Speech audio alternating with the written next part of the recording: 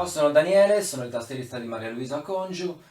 Volevo ringraziarvi innanzitutto per l'affetto che ci mostrate quando facciamo le serate, insomma, i concerti. Alcuni sono anche diventati i nostri amici perché ci vediamo spesso.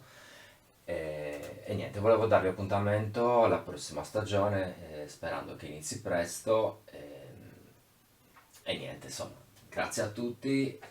Coraggio, il periodo non è semplice, ma sono sicuro che ce la faremo. Forza, ciao a tutti.